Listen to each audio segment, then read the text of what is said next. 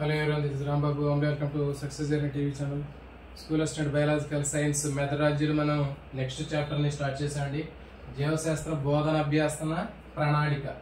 So మరి జీవశాస్త్ర బోధన అభ్యాసన ప్రణాళిక గురించి ఈ రోజు మనం డిస్కస్ చేద్దాం. ఇది తెలుగు అకాడమీ టెక్స్ట్ బుక్ ని బేస్ చేసుకుని తయారు చేసినటువంటి చాప్టర్ అండి. సో చూడండి, మరి అసలు బోధన అభ్యాసన ప్రణాళిక అనేది ఏంటి, అసలు దాని యొక్క అవసరం ఏంటి అనేది మనం ఇక్కడ ఒకసారి చర్చిద్దాం.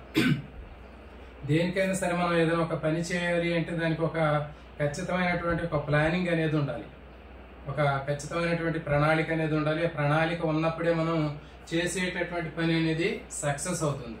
చేసేటటువంటి పని ఖచ్చితంగా సక్సెస్ అవ్వాలి అంటే ఖచ్చితంగా మనం చేసేటటువంటి పనికి ఒక యాక్షన్ అనేటటువంటిది ఉండాలి, అంటే ఒక యాక్షన్ ప్లాన్ అనేది ఉండాలి. అప్పుడు మాత్రమే మనం చేసేటటువంటి పని అనేది చాలా వేగంగా చేయగలుగుతాం, తొందరగా చేయగలుగుతాం, సక్సెస్ఫుల్గా చేయగలుగుతాం. మరి ఆ విధమైనటువంటి ప్రణాళిక అనేది లేకపోతే మనం ఎప్పుడు కూడా సక్సెస్ అవడానికి చాలా టైం పడుతుంది, దానికి సరైనటువంటి రిజల్ట్ కూడా రాదు.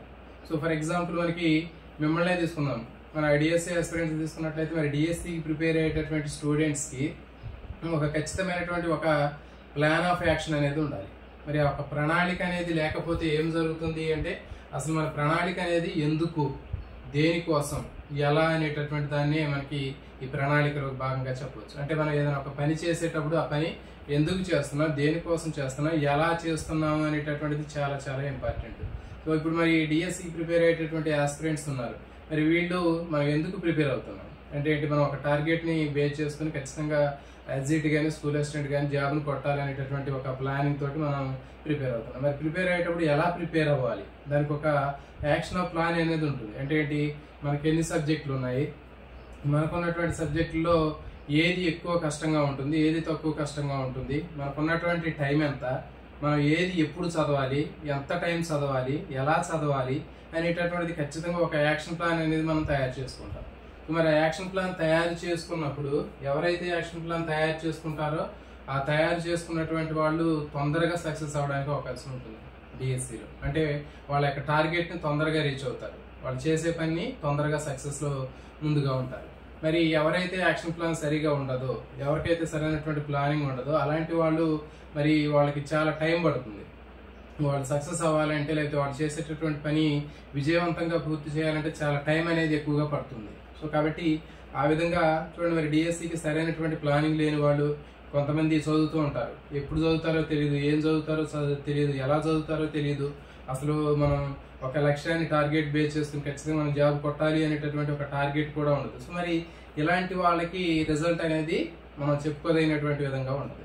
కాబట్టి ఖచ్చితంగా ఇప్పుడు మీకు అర్థమయ్యే ఉంటుంది, అంటే ఒక పని చేసేటప్పుడు దానికి ఖచ్చితంగా ఒక యాక్షన్ ప్లాన్ అనేది చాలా అవసరం. మరి ఆ యాక్షన్ ప్లాన్ని ఇప్పుడు మనం ప్రణాళిక అని చెప్తున్నారు. ఖచ్చితంగా మరి ఆ ప్రణాళిక అనేటటువంటి ఒక సిస్టమేటిక్ గా ఉన్నటువంటి ప్రణాళిక ఉంటేనే మనం చేసేటటువంటి పని ఎట్లా సక్సెస్ అవుతుందో, మరి జీవశాస్త్రాన్ని బోధించేటప్పుడు ఆ జీవశాస్త్ర బోధనకు సంబంధించినటువంటి ఆ సిలబస్ మొత్తాన్ని కూడా మనం కంప్లీట్ చేయాలి అంటే ఫర్ ఎగ్జాంపుల్ 8th క్లాస్ ఉంది, 8th class, 9th class, 10th class, 6th, 7th ఉంది.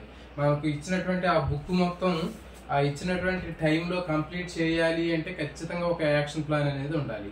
మరి ఆ యాక్షన్ ప్లాన్ అనేటటువంటిది లేకపోతే మనం ఆ ఇన్ టైంలో సిలబస్ని కంప్లీట్ చేయలేము, మనం అనుకున్నటువంటి టార్గెట్ని రీచ్ కాలేము. సో కాబట్టి ఖచ్చితంగా మన జీవశాస్త్ర బోధన ప్రణాళికలో ఖచ్చితంగా మనకి బోధనాభ్యాసన ప్రణాళికలో ఒక ప్లానింగ్ అనేది ఉండాలి. సో కాబట్టి దానికోసమే మనం ఈ జీవశాస్త్ర బోధనాభ్యాసన ప్రణాళికని రూపొందించడం జరిగింది. ఇంకొక ఎగ్జాంపుల్ తీసుకుందాం. జనరల్గా మన ఇంట్లో కొన్ని ఫంక్షన్స్ చేస్తూ ఉంటాం మనం. మరి ఆ ఫంక్షన్ చేసేటప్పుడు మనకి చాలా ముందుగానే చాలా రకాలైనటువంటి ప్లానింగ్లు మనం సెట్ చేసుకోవడం జరుగుతుంది. అంటే ఫర్ ఎగ్జాంపుల్ ఫంక్షన్ ఉంటే ఆ ఫంక్షన్ని ఎక్కడ కండక్ట్ చేసుకోవాలి, ఇంటి దగ్గర కండక్ట్ చేసుకోవాలి లేకపోతే ఫంక్షన్ హాల్లో కండక్ట్ చేసుకోవాలా, ఒకవేళ కండక్ట్ చేసుకునేటప్పుడు ఎంతమందిని పిలవాలి, మనం చేసేటటువంటి ఆ ఫంక్షన్కి ఆ ప్రోగ్రామ్కి ఎంతమందిని ఇన్వైట్ చేయాలి, మనం దాంట్లో ఉపయోగించేటటువంటి వాళ్ళకి అరేంజ్ చేసేటటువంటి ఫుడ్ కానివ్వండి లేకపోతే మెనూ కానీ ఏముండాలి, దాంట్లో ఏ రకమైనటువంటి ఐటమ్స్ ఉండాలి, వెజ్ ఎంతమందికి, నాన్ వెజ్ ఎంతమందికి, ఆ వెజ్లో ఉన్నటువంటి ఐటమ్స్ ఎన్ని కావాలి, ఎంతమందిని కవర్ చేయాలి, తర్వాత నాన్ వెజ్లో ఉన్నటువంటి ఐటమ్స్ ఏమేమి సెలెక్ట్ చేసుకోవాలి, ఎంతమందికి వీటిని సరిపోను ఉపయోగించాలి అనేటటువంటిది ఉంటుంది. తర్వాత వచ్చిన వాళ్ళకి ఏ విధమైనటువంటి మర్యాదలు చేయాలి, ఇంకా ఎట్లా గిఫ్ట్లు ఎట్లా ఇవ్వాలి. సో ఇట్లాంటి అన్ని కూడా మనం రకరకాలైనటువంటి ప్లానింగ్ తోటి ఉంటాం. మరి ఈ ప్లానింగ్ అనేది ఎంత సక్సెస్ఫుల్ గా మనం చేసేటటువంటి ప్లానింగ్ సరైనటువంటి ఈ యాక్షన్ ప్లాన్ అనేది ఉంటేనే మన ఫంక్షన్ అనేటటువంటిది ఒక సక్సెస్ఫుల్ గా మనం దాన్ని కంప్లీట్ చేయగలుగుతాం.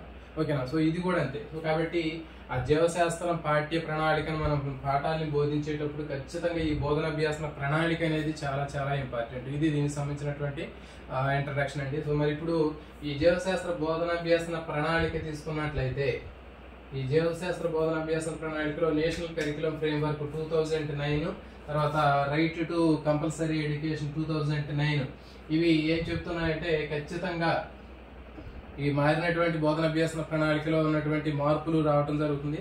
ఈ వచ్చినటువంటి మార్పులు ఆధారంగా చేసుకొని పరస్పర ఆధార బోధన, నెక్స్ట్ ఆలోచన విలువలతో కూడినటువంటి ఈ బోధనాభ్యాసన ప్రణాళిక అనేటటువంటిది ఈ రాబోయేటటువంటి విద్యార్థులకి అందించాలి అనేటటువంటి ఉద్దేశంతో ఇవన్నిటిని కూడా మనకి ఏర్పాటు చేయడం జరిగింది. ఖచ్చితంగా ఈ బోధనాభ్యాస ప్రణాళికలో పరస్పర ఆధార బోధన ఉండాలి, ఆలోచనలు తర్వాత విలువలతో కూడినటువంటి ఈ ప్రణాళిక అనేది చాలా ముఖ్యమైనటువంటిగా చెప్పడం జరిగింది. నెక్స్ట్ ఈ ప్రణాళికలో ఖచ్చితంగా నిర్మాణాత్మక ఉపగమనాన్ని పాటించాలి అని చెప్తుంది. అంటే నిర్మాణాత్మక ఉపగమనం అంటే ఖచ్చితంగా విద్యార్థులకు బోధించేటటువంటి అంశాలన్నీ కూడా ప్రకృతి వనరులను ఉపయోగించి బోధించాలి, కృత్యాధార బోధన చేయాలి, ప్రయోగాల ద్వారా బోధన చేయాలి. సో ఈ విధమైనటువంటి బోధన అంటే గతంలో ఉన్నటువంటి బోధనా విధానం అనేది మొత్తం ఓరల్ గా జరిగేది, నాలెడ్జ్ బేస్డ్ ఉండేది. కానీ ప్రజెంట్ ఇప్పుడు ఉన్నటువంటి సిచ్యువేషన్ లో మొత్తం కూడా ఈ అందుబాటులో ఉన్నటువంటి రకరకాలైనటువంటి ప్రకృతి వనరులు కానివ్వండి, లేకపోతే వివిధ రకాలైనటువంటి ప్రయోగాలు కానివ్వండి, యాక్టివిటీస్ బేస్డ్ ఎడ్యుకేషన్ అనేది ఇప్పుడు ప్రజెంట్ అందుబాటులో ఉంది.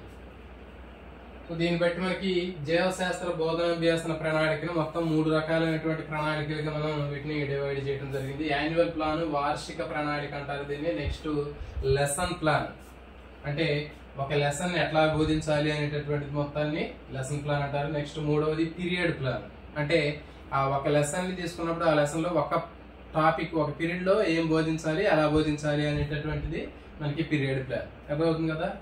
ముందు వార్షిక ప్రణాళిక. వార్షిక ప్రణాళిక అంటే ఏంటి?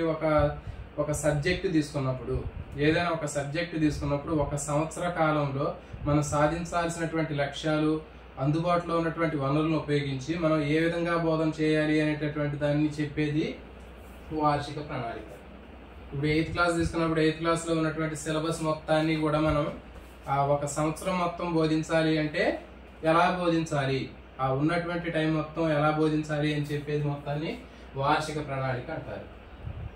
అందుకే చూడండి మనకి దీంట్లో టెక్స్ట్ బుక్ లో ఫస్ట్ పేజీలో మనకి ఇండెక్స్ కనిపిస్తూ ఉంటుంది.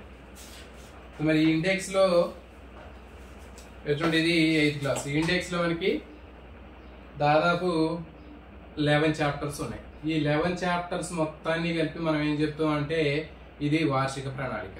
అంటే జూన్ దగ్గర స్టార్ట్ అయినప్పుడు, జూన్ లో స్కూల్ స్టార్ట్ అయినప్పుడు ఆ జూన్ నుంచి మళ్ళీ మార్చి వరకు ఉన్నటువంటి, ఫిబ్రవరి మార్చి వరకు ఉన్నటువంటి టైం ఏదైతే ఉందో ఆ టైం మొత్తంలో ఈ బుక్ ని కంప్లీట్ చేయాలి. సో ఇదే వార్షిక ప్రణాళిక. మరి ఈ విధంగా ఒక సంవత్సరం మొత్తం ఉన్నటువంటి సిలబస్ ని మనం కంప్లీట్ చేయడానికి మనం వేసుకునేటటువంటి ప్లాన్ నే వార్షిక ప్రణాళిక అంటారు. ఓకే. నెక్స్ట్ పాఠ్య ప్రణాళిక, లెసన్ ప్లాన్. మరి లెసన్ ప్లాన్ అంటే ఏంటి అంటే దీంట్లో మనకి ఏం చేసాం, ఒక సంవత్సరం మొత్తం బోధించడానికి ఉన్నటువంటి చాప్టర్, ఉన్నటువంటి బుక్ ని మొత్తాన్ని కూడా 11 చాప్టర్లుగా డివైడ్ చేసాం. ఓకే. ఇప్పుడు ఏం చేస్తున్నాం, ఒక్కొక్క చాప్టర్ ని ఏ విధంగా చెప్పాలి అనేటటువంటిది మనకి పాఠ్య ప్రణాళిక. చూడండి, ఒక చాప్టర్ ని ఏ విధంగా చెప్పాలి అనేటటువంటిది పాఠ్య ప్రణాళిక. నెక్స్ట్ పీరియడ్ ప్లాన్ అంటే ఏంటి అంటే ఆ ఒక చాప్టర్ ని మనం ఒక 10 టాపిక్లుగా డివైడ్ చేస్తే ఆ ఒక టాపిక్ ని ఎట్లా చెప్పాలి అనేటటువంటిది పీరియడ్ ప్లాన్. అంటే ఒక పీరియడ్ లో మనం ఏం బోధించాలి, ఎలా బోధించాలి అనేది పీరియడ్ ప్లాన్.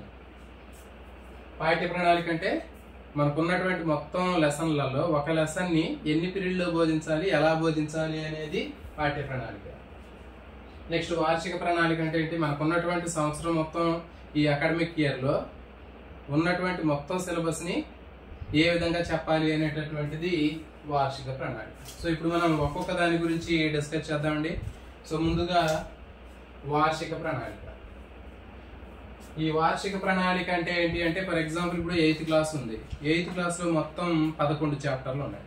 ఈ మరి 11 చాప్టర్లని జూన్లో స్టార్ట్ చేసినప్పుడు జూన్ నుంచి మార్చి వరకు చెప్పాలి అంటే మనం ఒక ప్లానింగ్ అనేది ఉండాలి. అంటే ఏంటి, మొత్తం 11 చాప్టర్లు ఉన్నప్పుడు 11 చాప్టర్లని మనం ఏ నెలలో ఎన్ని చాప్టర్లు చెప్పాలి అనేటటువంటిది మనకి ఇక్కడ ఫస్ట్ ఇండెక్స్లో ఉంటుందండి. ఇదే మనకి వార్షిక ప్రణాళిక. ఇది ఫస్ట్ టెక్స్ట్ బుక్లో మనం ఫస్ట్ తీయగానే ఇండెక్స్ కనిపిస్తుంది, అది మనకి వార్షిక ప్రణాళిక లాగా గుర్తుపెట్టుకోండి మీరు. ఎన్ని చాప్టర్లు ఉన్నాయి? మొత్తం 11 చాప్టర్లు ఉన్నాయి. మరి ఈ 11 చాప్టర్లో ఒక్కొక్క చాప్టర్ ఎన్ని పీరియడ్లో బోధించాలి అనేటటువంటిది కూడా మనకి చాలా చాలా ఇంపార్టెంట్. ఎందుకంటే ఫర్ ఎగ్జాంపుల్ మొత్తం మనకి స్కూల్ రన్ అయ్యేటటువంటిది మొత్తం కూడా ఒక 240 days ఉన్నట్లయితే ఆ ఉన్నటువంటి 240 daysలో ఈ మొత్తం 11 చాప్టర్లు మనం కవర్ చేయాలి. సో దానికోసం మనం ప్లాన్ వేసుకోవాలి. అంటే ఏంటి, ఈ ఫస్ట్ చాప్టర్ జూన్లో స్టార్ట్ చేస్తున్నాము, తర్వాత సెకండ్ చాప్టర్ జూలైలో చెప్తాము, థర్డ్ చాప్టర్ ఆగస్టులో చెప్తాము. అట్లా మనం ఒక టైం టేబుల్ వేసుకోవాలి. దీన్ని మనకి ఏంటంటే ఒక్కొక్క చాప్టర్ ఎన్ని పీరియడ్లు పడుతున్నాయో కూడా మనం ఇక్కడ వేసుకుంటాం. చూడండి, ఫర్ ఎగ్జాంపుల్ ఫస్ట్ చాప్టర్ విజ్ఞాన శాస్త్రం అంటే ఏమిటి, దానికి ఎన్ని 10 పీరియడ్లు పడుతున్నాయి. నెక్స్ట్ తర్వాత కణము జీవుల యొక్క మౌలిక ప్రమాణం అనేది ఒక 10 పీరియడ్లు. సో అట్లా మనం మొత్తం పీరియడ్లు మొత్తం కూడా వేసుకున్నప్పుడు మొత్తం ఎన్ని వస్తున్నాయంటే దాదాపు మనకి వచ్చేటటువంటి మొత్తం కూడా 240 days దాదాపు సుమారుగా, అంటే 105 + 20 మొత్తం 125 వస్తున్నాయి. అంటే ఏంటి, మరి ఆ ఉన్నటువంటి వర్కింగ్ డేస్ని మొత్తాన్ని కూడా మనం కౌంట్ చేయకూడదు. అర్థమవుతుంది కదా. మరి వార్షిక ప్రణాళికలో ఇప్పుడు మనం దాని గురించి మాట్లాడదాం. మొత్తం పని దినాలు ఎన్ని ఉన్నాయి, మొత్తం స్కూల్లో మొత్తం వర్కింగ్ డేస్ ఎన్ని ఉన్నాయో మనం చూసుకోవాలి. దాంతోపాటు ఆ ఉన్నటువంటి మొత్తం వర్కింగ్ డేస్లో ఉపాధ్యాయులకు ఎన్ని సెలవులు ఉంటాయి, తర్వాత పాఠశాలకు ఉండేటటువంటి సాధారణ సెలవులు ఎన్ని, ఐచ్ఛిక సెలవులు ఎన్ని, తర్వాత ఈ ప్రకృతి విపత్తులు కానివ్వండి, తుఫాన్లు కానీ వరదలు కానీ వచ్చినప్పుడు అలాంటి సందర్భాల్లో మళ్ళీ ప్రత్యేకమైనటువంటి సెలవులు ఇస్తూ ఉంటారు. సో కాబట్టి వాటిని, పండుగలు, సో ఈ మొత్తాన్ని ఓవరాల్గా ఉన్నటువంటి మొత్తాన్ని తీసేస్తే మనకి దాదాపు 125 రోజులు పని దినాలు వస్తున్నాయి అనుకోండి.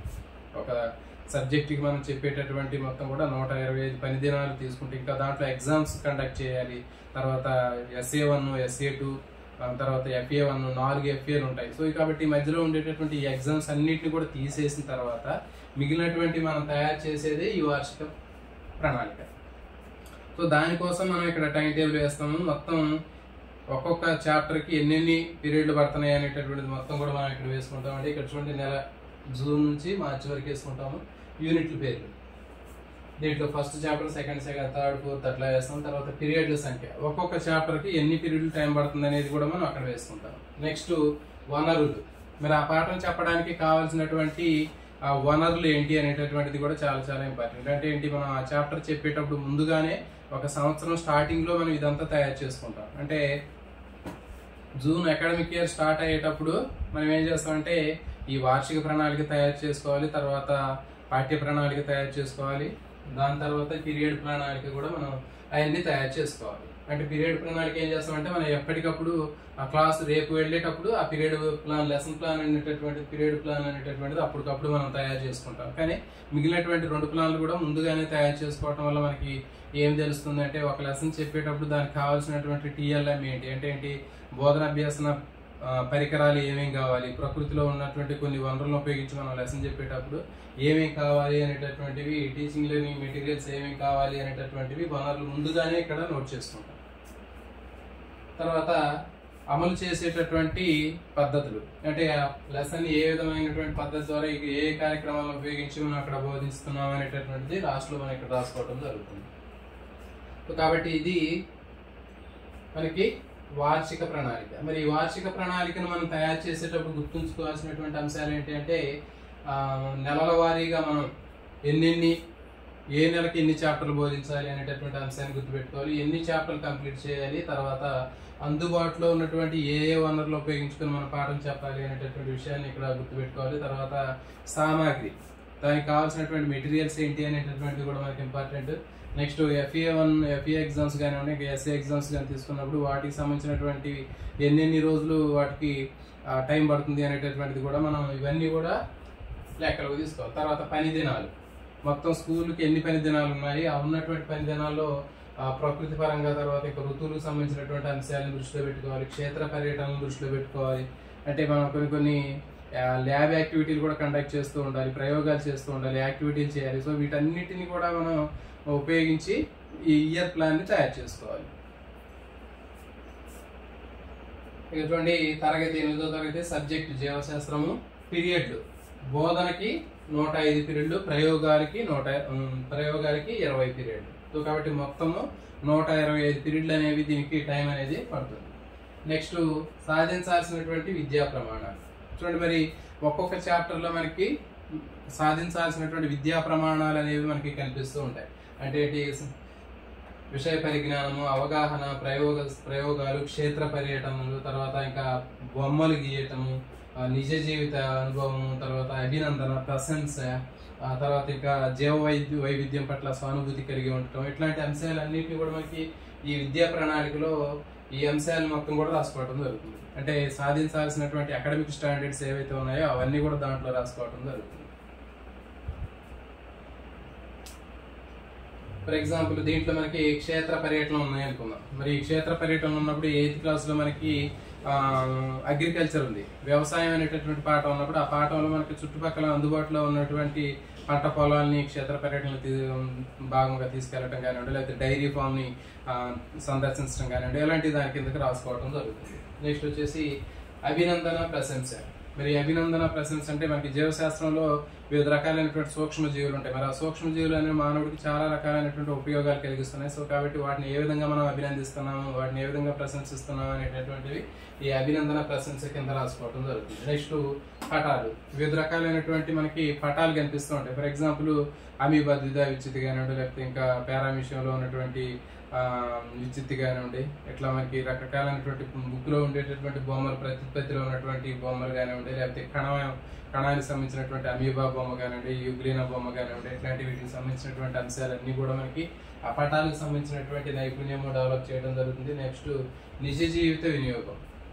నిజ జీవిత వినియోగం అంటే ఈ పాఠం నేర్చుకోవడం వల్ల విద్యార్థులు నిజ జీవితంలో వాళ్ళు ఎంతో కొంత ఉపయోగిస్తారు. అంటే ఫర్ ఎగ్జాంపుల్, కాలుష్యం పాఠం నేర్చుకోవడం వల్ల విద్యార్థి నిజ జీవితంలో ఆ పాఠాన్ని ఉపయోగించి వాడు ఏ విధంగా కాలుష్యాన్ని నివారించడానికి ఉపయోగపడుతుంది అనేటటువంటి విషయాన్ని అక్కడ నిజ జీవిత వినియోగం కిందకు ఉపయోగిస్తాడు.